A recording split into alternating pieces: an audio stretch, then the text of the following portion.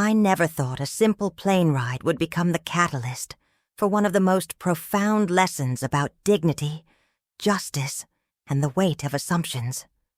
But sometimes life unfolds in ways that force us to confront uncomfortable truths about the world we live in, and more importantly, about who we choose to become in the face of injustice.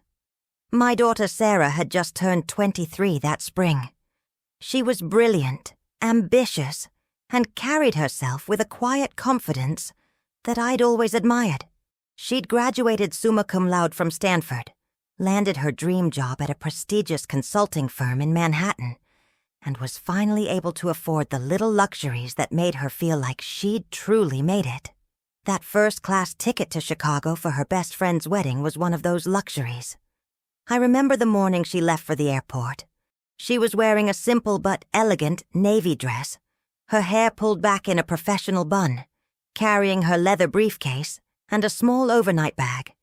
She looked every bit the successful young professional she'd worked so hard to become. As she kissed me goodbye, she was practically glowing with excitement about the wedding, about seeing old friends, about this new chapter of her life where she could finally enjoy the fruits of her labor. I went about my day as usual, attending meetings, reviewing reports, making the kinds of decisions that come with running a major corporation. The irony wasn't lost on me that, while I was making decisions that affected thousands of employees and millions in revenue, my daughter was about to experience something that would shake both of us to our core. The first sign something was wrong came around noon. My phone buzzed with a text from Sarah that simply read, "He said I don't belong here." No context, no explanation. Just those 6 words that would soon unravel a situation I never saw coming. I tried calling her immediately, but the call went straight to voicemail. I assumed she was still on the plane, probably dealing with some minor inconvenience that felt bigger than it was. Young people, I thought, sometimes dramatize small slights. But something about the tone of that text, the simplicity of it, nagged at me throughout the afternoon. It wasn't until later that evening, after Sarah had landed in Chicago, that I learned the full story. She called me from her hotel room, and I could hear the exhaustion in her voice. Not the physical kind that comes from travel, but the emotional exhaustion that comes from having your dignity questioned in front of a plane full of strangers. "Dad," she began, her voice steady but strained. "I need to tell you what happened today." She recounted the story with the kind of measured precision she'd learned in her corporate training, but I could hear the hurt beneath the professional veneer. How the flight attendant, a middle-aged woman with sharp eyes and a pinched expression, had looked at her with barely concealed suspicion from the moment she'd settled into her first-class seat. How the woman had checked her boarding pass twice, examined her identification, and continued to hover nearby as if expecting Sarah to suddenly reveal herself as some kind of imposter.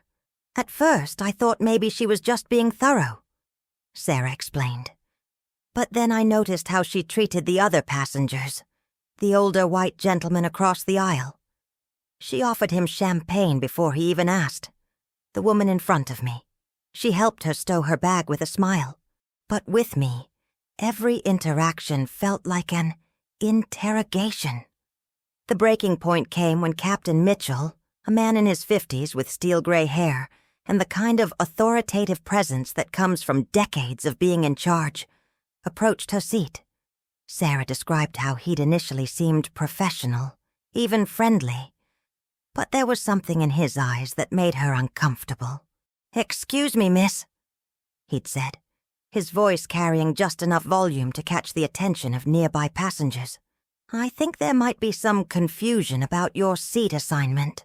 Sarah had looked up from her book, a best-selling business memoir she'd been excited to read during the flight, and smiled politely. "I don't think so, Captain. This is seat 2A, and that's what's on my boarding pass."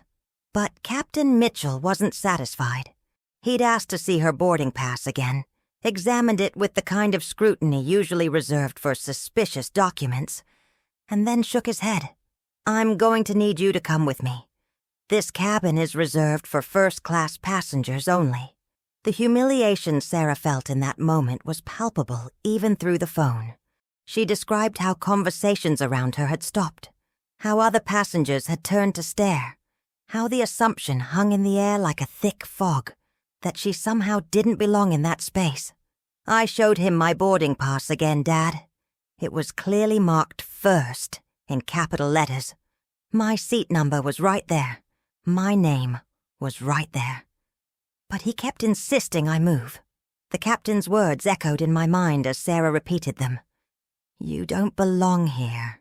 I'm going to need you to move to the back of the plane." What struck me most about Sarah's recounting wasn't just the obvious discrimination she'd faced, but how she'd handled it. She hadn't made a scene, hadn't raised her voice, hadn't demanded to speak to a manager. Instead, she'd maintained her dignity in a way that made me incredibly proud and heartbroken at the same time. "I could have fought it," she said quietly. "I could have made a big deal about it, called them out in front of everyone. But I kept thinking about what you always taught me about choosing your battles wisely. So I just quietly took out my phone and sent you that text." The decision to contact me wasn't about running to Daddy for help. Sarah was fully capable of handling the situation herself. It was about something deeper, something that spoke to the relationship we'd built over the years. She knew that this wasn't just about her being moved to a different seat. This was about a systemic problem, a pattern of assumptions and prejudices that needed to be addressed at a level higher than one flight, one crew, one incident. As the CEO of Meridian Airlines, I had the power to do something about it. But more importantly, as Sarah's father, I had the responsibility to ensure that what happened to her wouldn't happen to anyone else's daughter. That night, I barely slept. I kept replaying Sarah's story in my mind, imagining her sitting in that first-class seat she'd earned, being treated like she didn't belong, despite having every right to be there. I thought about all the times throughout her life when she'd had to work twice as hard to prove herself, all the subtle and not-so-subtle ways the world had tried to tell her she wasn't good enough, didn't fit in, didn't belong. I thought about my own journey, how I'd started from nothing and built an empire through determination, strategic thinking, and yes, a fair amount of luck. But I'd also had advantages that my daughter didn't have. Doors that opened for me that might not open for her. Assumptions that worked in my favor that clearly didn't work in hers. The next morning I called my assistant and asked her to clear my schedule for the day. I had some research to do, some calls to make, and a strategy to develop. This wasn't going to be about revenge or public embarrassment. This was going to be about education, about systemic change, about ensuring that dignity and respect weren't privileges reserved for a select few. I started by pulling Captain Mitchell's employment records. What I found was a pattern of complaints, subtle but consistent, from passengers who felt they'd been treated unfairly. Nothing egregious enough to warrant termination, but enough to paint a picture of someone who made assumptions about who belonged where, based on factors that had nothing to do with tickets or seat assignments. The flight attendant, Janet Morrison, had a similar pattern. Customer service complaints that mentioned feeling unwelcome or judged disproportionately came from passengers who didn't fit the typical first-class demographic. Again, nothing that would normally raise red flags. But when viewed as part of a larger pattern, it became clear that this wasn't an isolated incident. I also looked into the training programs we had in place for our staff. What I found was disappointing, but not surprising. While we had policies about non-discrimination and equal treatment, the actual training focused primarily on safety protocols and customer service scripts. There was little emphasis on unconscious bias, cultural sensitivity, or the kind of deep-rooted assumptions that could lead to situations like what Sarah had experienced. By the time Sarah's plane landed in Chicago, I had a plan. It wasn't about destroying careers or making headlines. It was about using this incident as a catalyst for meaningful change throughout the organization. The first step was arranging a meeting with Captain Mitchell.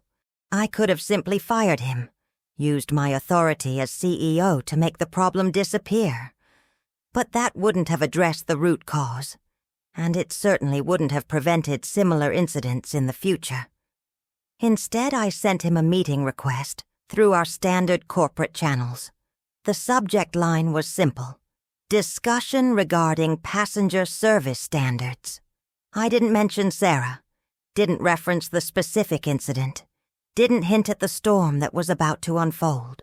I wanted to see how he would handle a conversation with the CEO about passenger treatment when he didn't know what I knew. The meeting was scheduled for the following Monday morning in the executive boardroom on the 42nd floor of our corporate headquarters. It was a space designed to intimidate, with floor-to-ceiling windows offering a panoramic view of the city, a massive mahogany table that could seat 20 people, and portraits of the company's founders lining the walls. Captain Mitchell arrived 15 minutes early, dressed in his crisp uniform, his posture straight and professional. He probably thought he was being called in for a commendation or possibly a promotion. His resume was impressive, his safety record was impeccable, and his years of service with the company had been largely without incident. I let him sit for a few minutes before I entered the room. I wanted him to absorb the gravity of the space, to understand that this wasn't a casual conversation. When I finally walked in, I carried only a single folder containing the documentation I'd gathered over the weekend. "Captain Mitchell," I said, extending my hand in greeting. "Thank you for coming in on such short notice." He stood and shook my hand with the firm grip of someone accustomed to projecting authority. "Of course, Mr. Harrison. I'm honored to meet with you." I gestured for him to sit across from me at the massive table. The space between us felt symbolic, a gulf that represented not just corporate hierarchy, but different perspectives on what it meant to serve passengers with dignity and respect. "I wanted to talk to you about passenger service," I began, keeping my tone neutral and professional. "Specifically about how we ensure that every passenger feels welcome and valued, regardless of their background or appearance." Captain Mitchell nodded enthusiastically. "Absolutely, sir. Passenger service is our top priority. I've always prided myself on maintaining the highest standards of professionalism and customer care." "That's good to hear," I replied, opening the folder and pulling out a single sheet of paper. "Can you tell me about your interaction with a passenger last Friday?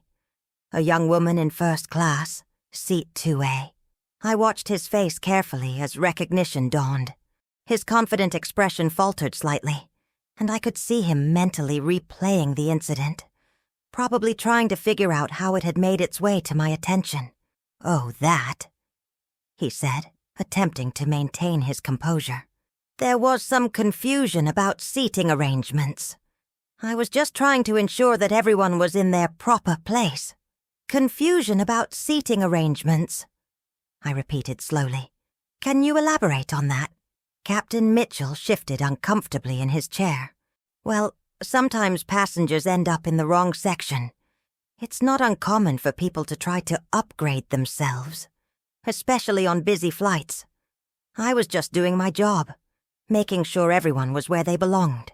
The phrase "where they belonged" hung in the air between us like an accusation. I could see that he was beginning to realize this conversation wasn't going the way he'd expected. "Captain Mitchell," I said, leaning forward slightly. "The passenger in question had a valid first-class ticket. Her boarding pass clearly indicated seat 2A. Her identification matched her ticket. She was, by every measure, exactly where she belonged. So help me understand what confusion you're referring to." The silence that followed was deafening. I could see Captain Mitchell's mind racing, trying to find a way to explain his actions without admitting to the obvious bias that had motivated them. I suppose I may have been overly cautious, he finally said. Sometimes it's better to double-check than to assume. I was just trying to maintain order in the cabin. Overly cautious, I repeated. Tell me, Captain Mitchell, do you typically approach white passengers in first class and ask them to prove they belong there? The question hit him like a physical blow. I could see the realization spreading across his face that his actions had been not just wrong, but discriminatory. There was no policy that would have supported his behavior, no training that would have justified his assumptions. No, sir, he said quietly. I don't. Then help me understand why you felt it was necessary to question this particular passenger's right to be in first class. What was it about her that made you think she didn't belong? Captain Mitchell looked down at his hands, and for a moment I almost felt sorry for him. He was a product of his environment, his upbringing, his experiences. But being a product of those things didn't excuse the impact of his actions on my daughter and countless other passengers who had been subjected to similar treatment. I don't know, sir, he said finally. I suppose I made an assumption I shouldn't have made. You made an assumption based on what, Captain Mitchell? The question hung in the air like a challenge. I wasn't going to let him off the hook with vague admissions and corporate speak. I needed him to confront the reality of what he'd done, not just for his own growth, but for the changes that needed to happen throughout the organization. Based on her appearance, sir, he admitted, his voice barely above a whisper. I assumed she didn't belong in first class because of how she looked. And how did she look, Captain Mitchell? Young, black, different from our typical first-class passengers. The honesty of his answer was both refreshing and heartbreaking. At least he was finally acknowledging the truth of what had happened, even if it had taken a conversation with the CEO to get him there. Captain Mitchell, I said, my voice carrying the weight of disappointment and determination. That young woman you decided didn't belong in first class graduated summa cum laude from Stanford University. She works for one of the most prestigious consulting firms in the country. She earned that first-class ticket through her own hard work and success. And she's my daughter. The color drained from his face. I could see him processing the implications of what I'd just revealed, understanding that his assumptions hadn't just been wrong. They'd been catastrophically wrong. Mr. Harrison, I had no idea. Of course you had no idea, I interrupted. That's exactly the point. You made a judgment about her worthiness to be in first class based on nothing more than her appearance. You decided she didn't belong without knowing anything about her background, her accomplishments, or her character. And the worst part is, it shouldn't matter whose daughter she is. Every passenger deserves to be treated with dignity and respect, regardless of their race, age, or any other factor beyond their valid ticket and proper identification. Captain Mitchell sat in stunned silence, and I could see him grappling with the magnitude of his mistake. But this wasn't just about one captain making one bad decision. This was about the culture that allowed such assumptions to flourish, a system that failed to properly train its employees to recognize and address their own biases. Here's what's going to happen, I continued, my voice firm, but not angry. You're going to undergo comprehensive bias training. You're going to work with our diversity and inclusion team to understand how your assumptions affect passengers. You're going to personally apologize to my daughter, and you're going to help us develop new training protocols to ensure this never happens again.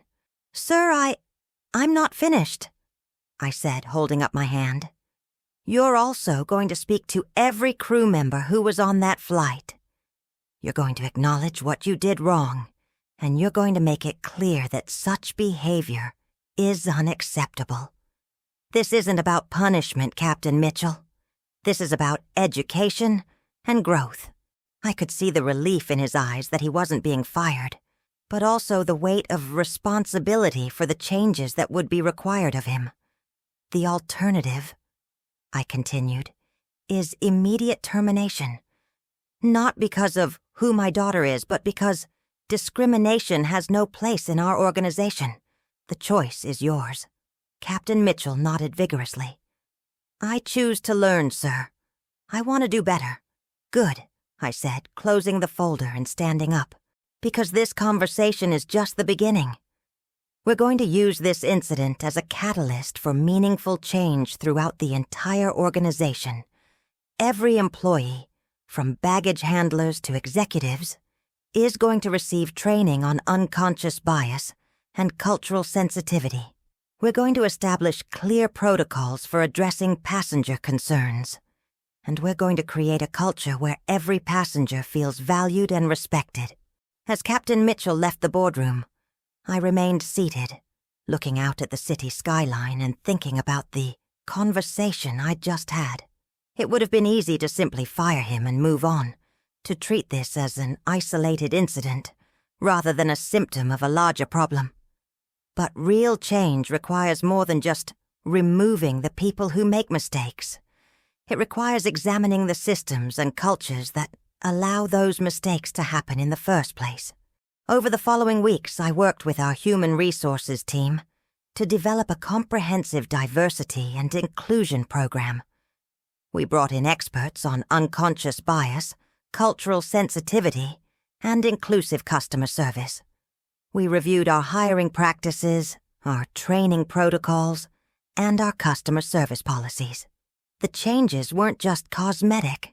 We restructured our customer service training to focus on treating every passenger as a valued customer, regardless of their appearance or background.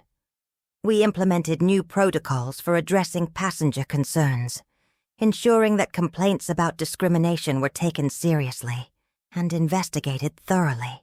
We established mentorship programs to help employees from underrepresented backgrounds advance within the organization. Captain Mitchell, to his credit, embraced the process of growth and change. He worked closely with our diversity team, attended every training session, and became an advocate for inclusive practices among his colleagues. His transformation wasn't immediate or easy, but it was genuine. The most important moment came 3 months later, when he called Sarah personally to apologize. I wasn't present for that conversation, but Sarah told me afterward that his apology was heartfelt and specific. He didn't just say he was sorry. He explained what he'd learned about his own biases and how he was working to change. He actually thanked me, Sarah said, her voice filled with a mixture of surprise and satisfaction. He said that incident had forced him to confront some uncomfortable truths about himself, and that he was a better person and a better employee because of it. That conversation represented everything I'd hoped to accomplish. Not just justice for Sarah, but growth for Captain Mitchell and systemic change for the organization. It proved that people can change when given the opportunity and support to do so. The ripple effects of that day extended far beyond one flight crew or one incident. Our new training programs became a model for other airlines. Our customer satisfaction scores improved dramatically, particularly among passengers from underrepresented communities. Our employee retention rates increased as people felt more valued and supported in their work environment. But the most meaningful change was personal. Sarah's experience, painful as it was, had led to something positive and lasting. She'd shown incredible grace under pressure, choosing to address the situation strategically rather than reactively. She'd trusted me to handle it appropriately, and together we'd turned a moment of injustice into a catalyst for change. Months later, Sarah was promoted to senior consultant at her firm. When she called to tell me the news, she mentioned that she'd learned something important from the plane incident. I realized that belonging isn't something someone else gets to decide for you," she said. "I belonged in that first-class seat because I'd earned it. I belong in my new position because I've proven myself capable. And I belong in any space where I choose to be, as long as I'm there honestly and with integrity." That lesson, born from a moment of humiliation and injustice, had become a source of strength and confidence for her. She'd learned that other people's assumptions about her didn't define her worth or her place in the world. The incident also changed my perspective as a leader. I realized that having policies against discrimination wasn't enough if we weren't actively working to address the unconscious biases that led to discriminatory behavior. I learned that real change required ongoing commitment, not just reactive responses to problems. Today, Meridian Airlines is recognized as a leader in diversity and inclusion within the aviation industry. We've won awards for our training programs, our inclusive hiring practices, and our commitment to customer service excellence. But more importantly, we've created an environment where every passenger feels welcome and every employee feels valued. The story of that day has become part of our corporate culture, not as a cautionary tale about the consequences of discrimination, but as an example of how moments of crisis can become opportunities for growth and positive change. New employees learn about it during orientation, not to shame or blame, but to understand the importance of treating every passenger with dignity and respect. Captain Mitchell is still with the company, now serving as a trainer in our diversity and inclusion program. He shares his story with new employees, explaining how his own biases had led him to make assumptions about passengers, and how he'd learned to recognize and address those biases. "I was a good pilot," he tells new hires, "but I wasn't a good servant to our passengers. I let my assumptions cloud my judgment, and I treated someone badly based on nothing more than how she looked. It was wrong, and it took a conversation with the CEO to help me understand how wrong it was." His story has become a powerful tool for education and change.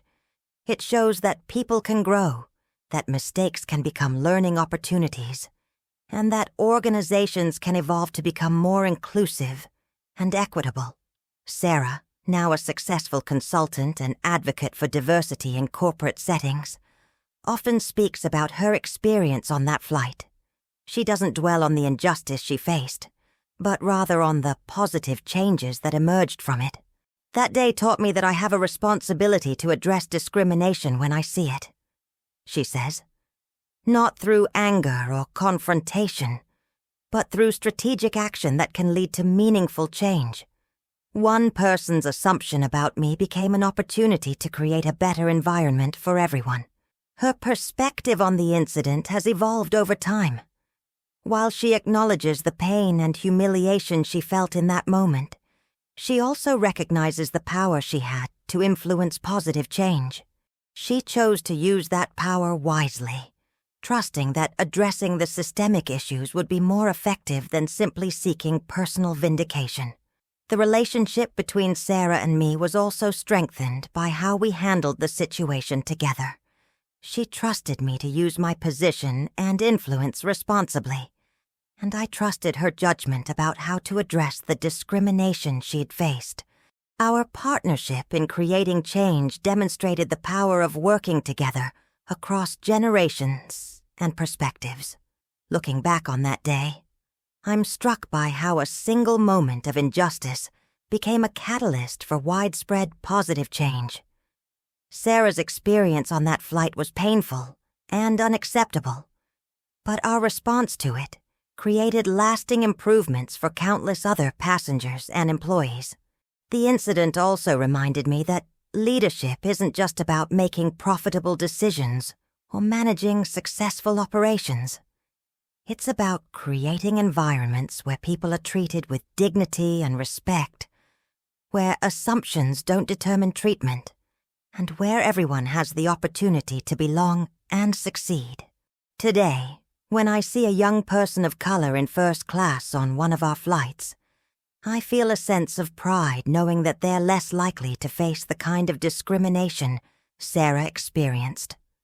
When I see our diverse crew members working together professionally and respectfully, I'm reminded of the importance of continuing our efforts to create inclusive environments.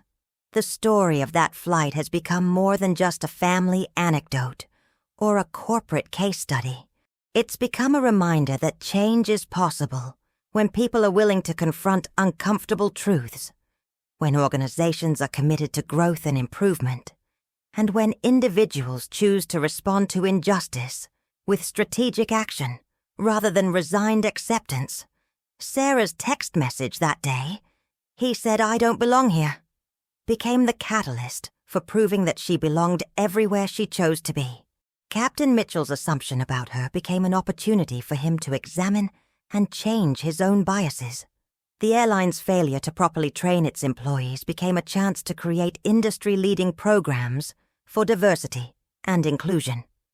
In the end, the question of who belongs where isn't determined by appearance, assumptions, or prejudices. It's determined by qualifications, character, and the basic human dignity that every person deserves. That lesson, learned in the first-class cabin of a commercial airliner, has become a guiding principle for how we treat every passenger, every employee, and every person we encounter. The flight that day lasted 3 hours. The changes it inspired have lasted for years and will continue to shape how we serve passengers and support employees for generations to come. Sometimes the most important journeys aren't about reaching a destination, but about the transformation that happens along the way. As I reflect on that experience now, I'm reminded that true leadership isn't about wielding power to punish those who make mistakes. It's about using that power to create opportunities for growth, understanding, and positive change. It's about building systems and cultures that prevent discrimination, rather than simply responding to it after it occurs. The conversation in that boardroom between Captain Mitchell and me wasn't just about one incident or one employee. It was about the kind of organization we wanted to be, the kind of service we wanted to provide, and the kind of culture we wanted to create. It was about recognizing that every passenger who chooses to fly with us deserves to be treated with dignity and respect, regardless of their race, age, appearance, or any other factor beyond their valid ticket and proper identification. That principle has become central to everything we do at Meridian Airlines. It guides our hiring practices, our training programs, our customer service protocols, and our leadership development initiatives. It reminds us that our success as an organization depends not just on our operational efficiency or financial performance, but on our commitment to treating every person we serve with the respect and dignity they deserve. The young woman in seat 2A that day wasn't just a passenger. She was my daughter, a Stanford graduate, a successful professional, and a person of worth and dignity.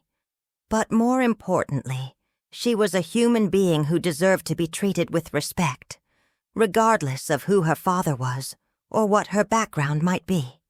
That's the lesson we've carried forward from that day.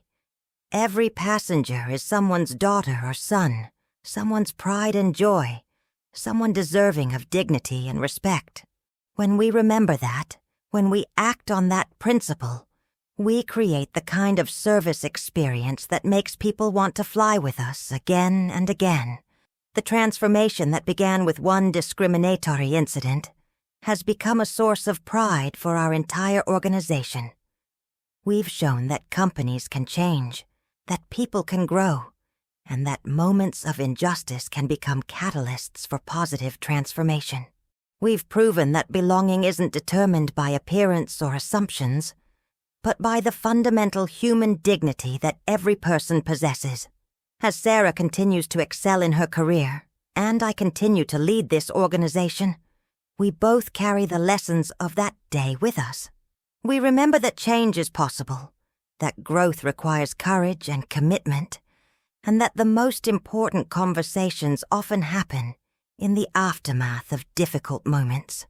The flight attendant who first looked at Sarah with suspicion has since retired, but not before participating in our diversity training program and acknowledging her own role in creating an uncomfortable environment for passengers. The crew members who witnessed the incident have become advocates for inclusive service, understanding that their actions and attitudes affect every passenger's experience. The ripple effects of that day continue to spread throughout our organization and beyond. Other airlines have adopted similar training programs. Industry conferences feature discussions about unconscious bias and inclusive service. Passengers share stories about feeling welcomed and valued when they fly with us. But perhaps the most important change is the one that happened within our own family. Sarah learned that she has the power to create positive change, even in the face of discrimination. I learned that leadership requires not just authority, but empathy. Not just policies, but personal commitment to living up to our values. The question, who belongs where, has been answered definitively. Everyone belongs wherever they have the right to be, wherever they've earned their place, wherever they choose to go, with honesty and integrity. That principle guides us every day as we serve passengers, support employees, and work to create a more inclusive and equitable world. The story of that flight has become part of our family history, our corporate culture, and our ongoing commitment to treating every person with dignity and respect. It reminds us that moments of injustice can become opportunities for growth, that difficult conversations can lead to positive change, and that standing up for what's right is always worth the effort. In the end, the most important seat on that plane wasn't 2A. It was the seat at the table where we had the conversation about change, growth, and what it means to truly serve others with dignity and respect. That's where the real journey began, and that's where it continues today. But let me share something that happened 2 years after that initial incident. Something that showed me just how far-reaching the effects of that day had become. It was a story within the story, a moment that crystallized everything we'd been working toward. I was traveling to London for a board meeting with our international partners. As I settled into my first-class seat, I noticed a young man across the aisle who looked nervous and out of place. He was probably in his early 20s, wearing a suit that looked new and slightly uncomfortable, clutching a worn leather briefcase like it contained everything he owned. What struck me wasn't his appearance, but the way he carried himself. There was something familiar about his posture, a combination of pride and uncertainty that reminded me of Sarah on important days throughout her career. He was clearly someone who had worked hard to earn his place in that cabin, but wasn't quite sure he belonged there yet. As the flight attendant approached his seat, I watched carefully. This was Jennifer Walsh, one of our most senior crew members, someone who had been with the company for over 15 years. She had been one of the first to go through our new diversity training program, and I was curious to see how she would handle the interaction. "Good evening, Mr. Thompson," she said, checking her manifest. "Welcome aboard. Can I get you anything before we take off? Perhaps some champagne or sparkling water?" Her tone was warm and professional, treating him exactly as she would any other first-class passenger. But what happened next surprised even me. "Thank you," he said quietly. "But I have to ask, are you sure I'm in the right seat? I've never flown first class before, and I want to make sure there hasn't been some mistake." Jennifer smiled gently. "Let me check your boarding pass, but I'm sure you're exactly where you belong." She glanced at his ticket and nodded. "Seat 3C, first class. You earned this seat, Mr. Thompson. Enjoy every moment of it." What struck me about this interaction wasn't just Jennifer's professional courtesy, but the way she went beyond basic customer service to address his underlying concern. She recognized his uncertainty and responded with both practical confirmation and emotional reassurance. As the flight progressed, I found myself in conversation with Mr. Thompson. His story was remarkable. He was the first person in his family to attend college, working multiple jobs to pay for his education at a state university. He just landed his dream job with a tech company in Silicon Valley. And this first-class ticket was a signing bonus, a symbol of how far he'd come. "I keep thinking someone's going to realize I don't belong here," he confided during our conversation. "My parents cleaned office buildings my whole life. I grew up thinking first class was for other people, not people like me." His words echoed Sarah's experience, but with a crucial difference. Instead of being questioned and challenged, he was being welcomed and supported. The systemic changes we'd implemented were working, creating an environment where passengers felt valued regardless of their background. "Let me tell you something," I said, choosing my words carefully. "You belong here because you earned it. Your background doesn't disqualify you from success. It's part of what makes your success meaningful. The fact that you're the first in your family to achieve this doesn't make you less deserving. It makes you a pioneer." We talked about his career aspirations, his plans for the future, and his hopes of bringing his parents to visit him in California. By the end of the flight, his nervousness had transformed into confidence, his uncertainty into determination. As we disembarked in London, he thanked me for the conversation. "I've never talked to a CEO before," he said with a smile. "But you made me feel like I belonged in that conversation too." That moment encapsulated everything we'd been working toward. It wasn't just about preventing discrimination. It was about creating an environment where everyone felt genuinely welcomed and valued. It was about recognizing that first-class service meant treating every passenger as if they were first-class people. The story of Mr. Thompson became part of our ongoing narrative about inclusion and belonging. But it also made me realize that our work was far from finished. Creating systemic change required constant vigilance, ongoing education, and a commitment to continuous improvement. 6 months later, we faced another test of our commitment to these principles. This time, it involved an employee rather than a passenger, but the underlying issues were similar. Marcus Williams was a baggage handler who had been with the company for 3 years. He was reliable, hard-working, and well-regarded by his colleagues. He'd also been taking night classes to earn his bachelor's degree, with dreams of eventually becoming a pilot. The problem arose when Marcus applied for our pilot training program.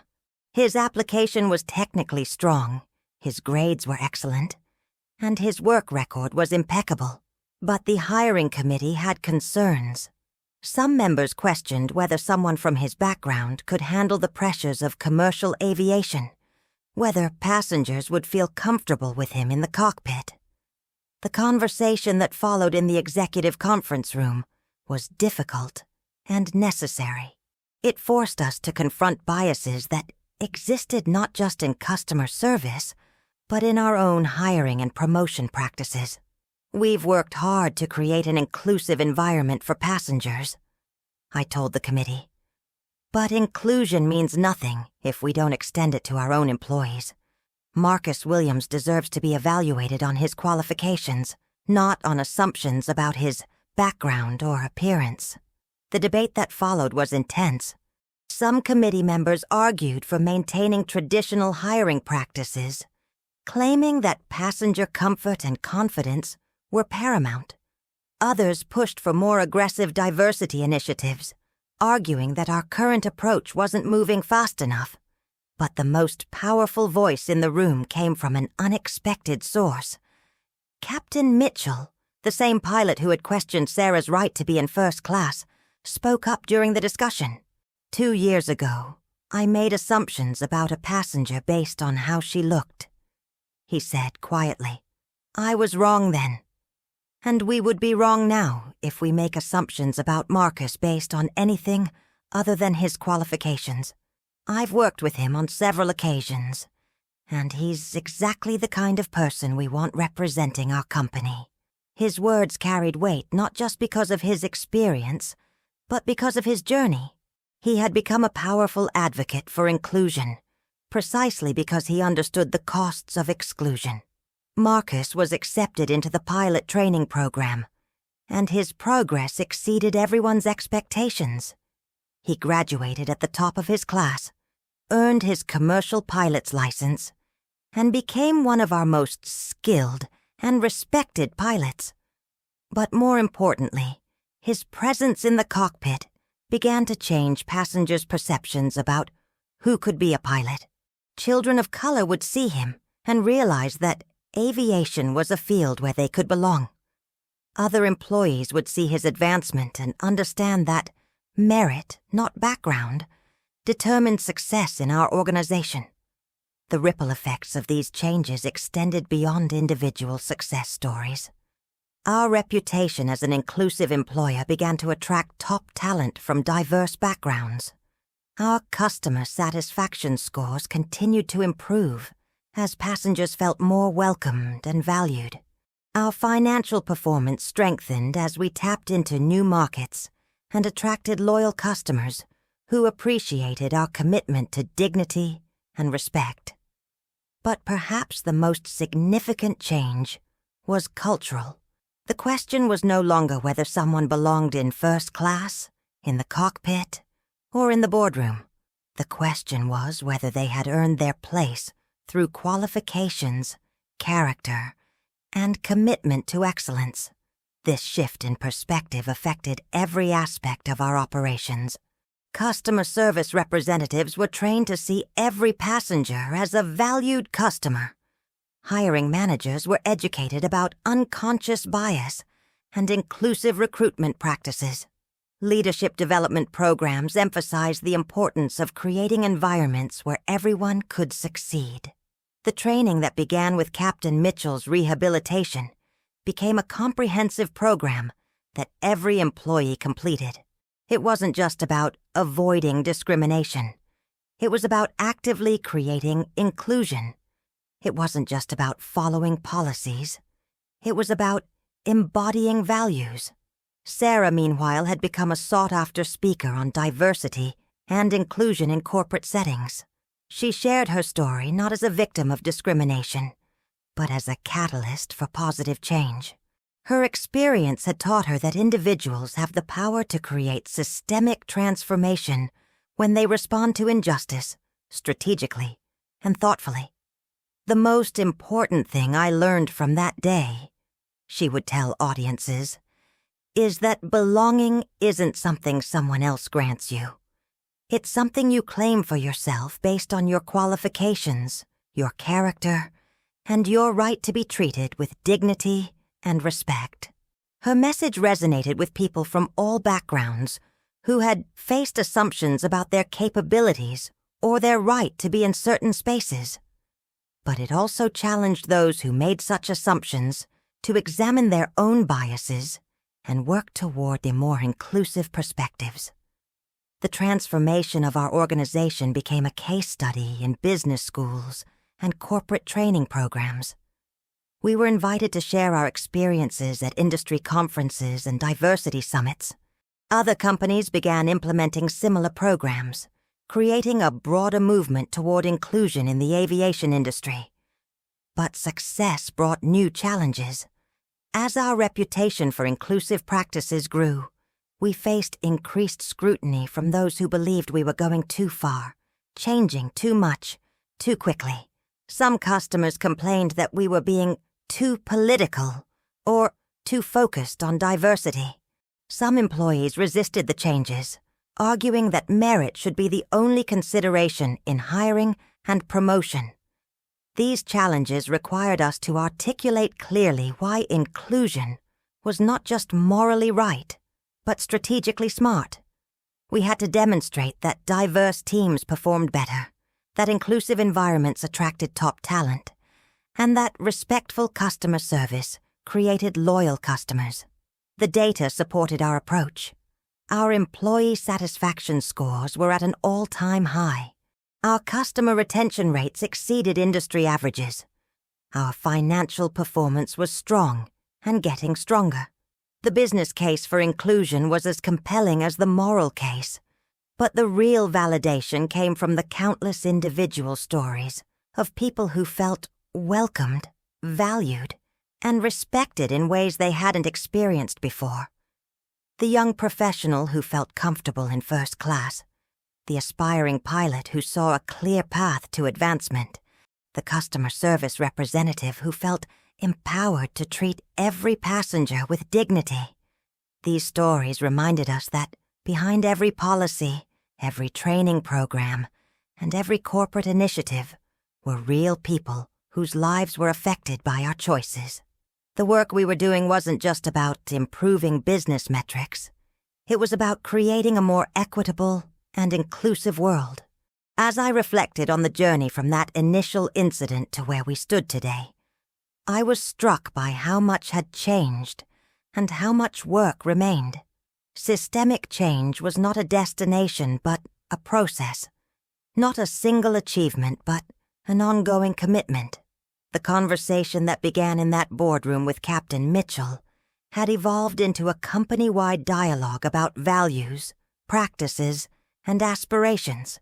It had become part of our corporate DNA, influencing how we hired, how we trained, how we served customers, and how we measured success. Sarah's experience had become a turning point, not just for our family, but for our entire organization. It had taught us that moments of injustice could become opportunities for growth, that difficult conversations could lead to positive change, and that standing up for what's right was always worth the effort. The young woman in seat 2A had shown us that belonging wasn't something to be granted or denied by others, but something to be claimed by individuals based on their qualifications, character, and inherent dignity. That lesson continued to guide us every day as we worked to create environments where everyone could thrive. The flight that started it all had lasted just a few hours. The changes it inspired would last for generations. And the question of who belongs where had been answered definitively. Everyone belongs wherever they have the right to be, wherever they've earned their place, wherever they choose to go, with integrity and determination.